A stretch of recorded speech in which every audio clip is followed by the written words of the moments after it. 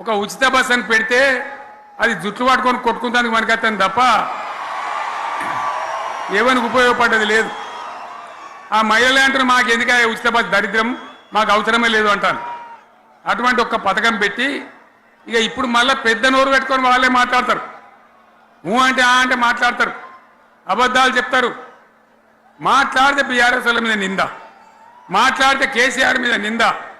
ఇది ఒక అలవాటు చేసుకొని ఎవరికి నోరుంటే వాంతే లెక్క అనే పద్ధతిలో అడ్డమైన మాటలు మాట్లాడుతూ చాలా ఘోరంగా మోసం చేస్తూ ఉన్నారు.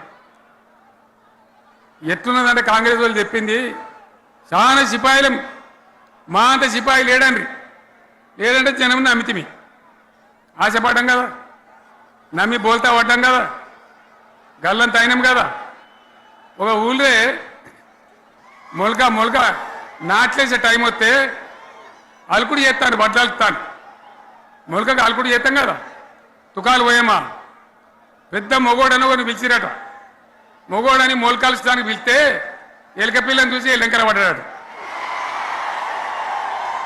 ఇక మా అంత సిపాయి లేరు, మేము తెచ్చే ఇస్తాం, 6 సందమామలు పెడతాం, 7 సూర్యులు పెడతాం అని నమ్మబలికి ప్రజలను దగా చేసి మంచిగున్న తెలంగాణ నాగం పట్టించి ఓట్లు వేయించుకొని ప్రజలను మోసం చేసిండ్రు, దగా చేసిండ్రు.